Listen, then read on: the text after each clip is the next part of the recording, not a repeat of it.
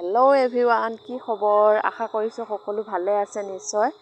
মই আজি এটা ৰেচিপি আপোনালোকলৈ আগবঢ়াম বুলি ভাবিছোঁ। ৰেচিপিটো হ'ল কোলা কচু ঠাৰি আৰু আলু দি এটা ৰেচিপি তৈয়াৰ কৰিছোঁ। আপোনালোকলৈ আগবঢ়াম। আপোনালোকে ভিডিঅ'টো চাব। ভাল পালে লাইক, কমেণ্ট, শ্বেয়াৰ আৰু ছাবস্ক্ৰাইব কৰি দিব সকলোৱে।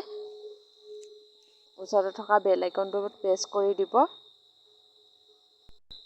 এতিয়া ব'লকচোন আমি ভিডিঅ'টোলৈ আগবাঢ়োঁ। এয়া মই লৈছোঁ কোলা কচু ঠাৰি দুডাল। মই চুচখিনি গুচুৱাই লৈছোঁ। গোটেইখিনি গুচুৱাই ভালদৰে মই ধুই ল'ম। ধুই লৈ টুকুৰা টুকুৰকৈ কাটিম। কাটি কৰি লোৱাৰ পিছত মই বইল কৰিব লাগিব। এতিয়া মই প্ৰথম কাটি লৈছোঁ।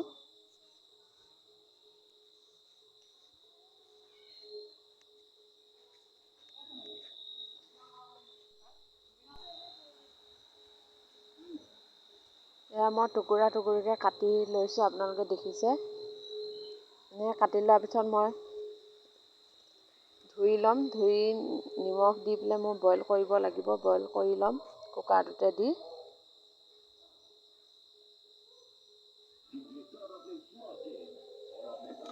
এয়া মই কুকাৰত দি দিছোঁ।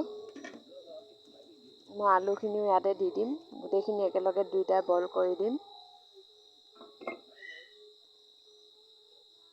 মই পানী এগিলাচ দি তাতে মই নিমখ অকণ দিম।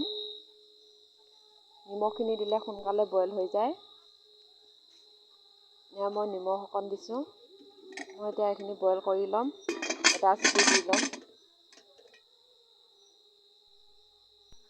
তাৰপিছত মোক লাগিব, মই পিঁয়াজ কাটি লৈছোঁ।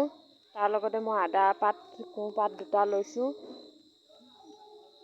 তাৰ লগতে মই মচন্দৰী লৈছোঁ দুডালমান।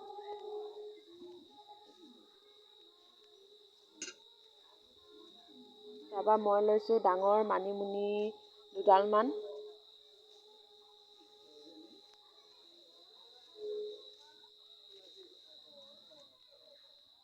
তাৰপাছত লৈছোঁ মই কাৱৈমূৰী পাতৰ আগ 4টামান লৈছোঁ। এই গোটেইখিনি শেষত মই দিব লাগিব। এতিয়া মই কেৰাহীখন পাতি দিছোঁ। তাতে মই কেৰাহীখন গৰম হোৱাত মই এতিয়া মিঠাতেল দিম।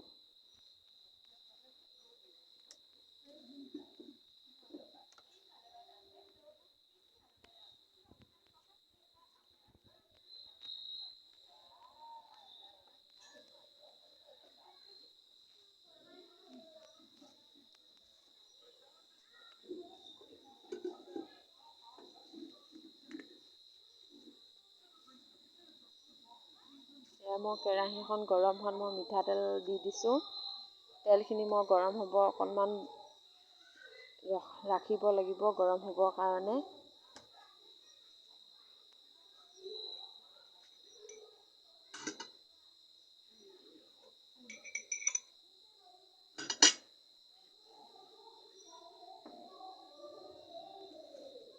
মোৰ প্ৰায় তেলখিনি গৰম হৈ গৈছে। মই ইয়াত দিম এতিয়া পিঁয়াজ দুটা মই মিহিকৈ কাটি লৈছিলোঁ। পিঁয়াজখিনি দি দিম।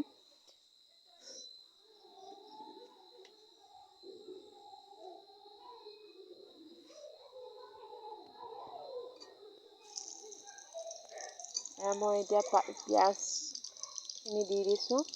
তাৰ লগতে দিম মই পাঁচফোৰণ দুটামান।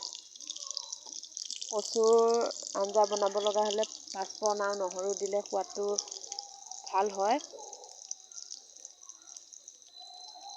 মই পাঁচফোৰণ আৰু মই নহৰু দুফুটামান থেতেলিয়াই দি দিছোঁ। এইখিনি মই ভালকৈ ভাজি ল'ম। ভাজি লোৱাত ৰঙচুৱা হ'লে ভাজি ল'ব লাগিব। তাৰ লগতে মই মছলাখিনি এড কৰিম। এয়া মই হালধি দিছোঁ প্ৰথম। তাৰপৰা নিমখ মই দিয়ে থৈ দিছোঁ বইল কৰোঁতে। আপোনালোকে জোখমতে পিছত দিব পাৰে নিমখ।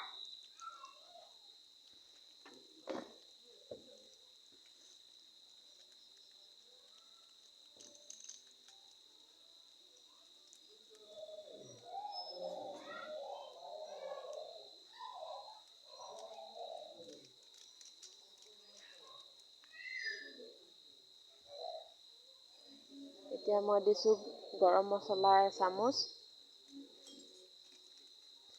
গৰম মছলা এচামুচ দিয়াৰ পিছতে মই দিম এতিয়া ৰঙা ৰেড চিলি পাউডাৰ এচামুচ নিদিওঁ, মই এচামুচতকৈ অকণমান কমকৈ দিম,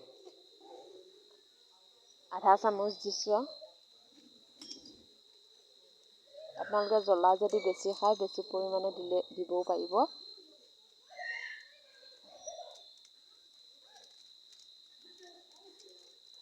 মই এতিয়া দিম তাতে মই জিৰা পাউডাৰ অকণমান, গোটেইখিনি মই মিক্স কৰি অকণমান সময় ভাজিব লাগিব।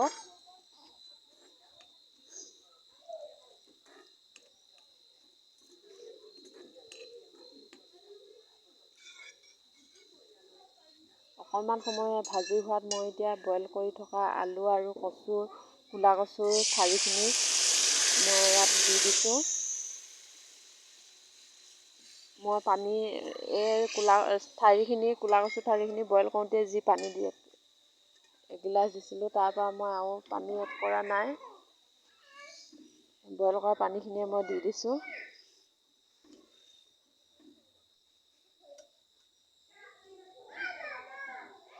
মই যিহেতু অকণমান থপথপীয়াকৈ বনাম, বেছি পনীয়া নকৰোঁ, সেইটো কাৰণে মই পানী এড কৰা নাই। এতিয়া মই এইখিনিও ভালদৰে উতলিব দিম।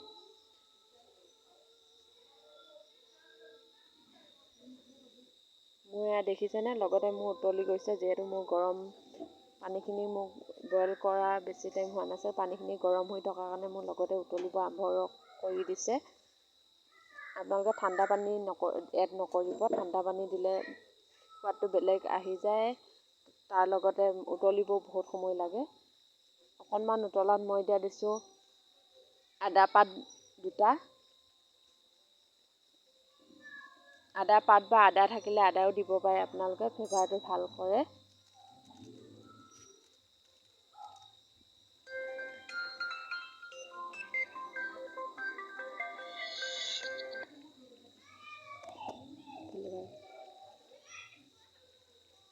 ইয়াতে মই আৰু অলপ গৰম মছলা দি দিছোঁ। এতিয়া মই ভালদৰে লৰাই উতলিব দিম। মোৰ বেছি সময় উতলিব নালাগে, যিহেতু মই পানী এড কৰা নাই বেছিকৈ। মই উতলাত এতিয়া মই এড কৰি দিছোঁ মচন্দৰী কাৰণ মই যিখিনি মছলা পাত মই কুটি থৈছিলোঁ সেইখিনি মই এড কৰি দিছোঁ শেষত, আৰু অলপ সময় ৰখাই দিম। তাৰপাছত মোৰ কচুৰ আৰু আলু আঞ্জা ৰেডি হৈ যাব। আপোনালোকে এবাৰ বনাই চাবচোন, কেনেকুৱা হয় মোক কমেণ্ট কৰি ক'ব। খাই বহুত টেষ্টি লাগে।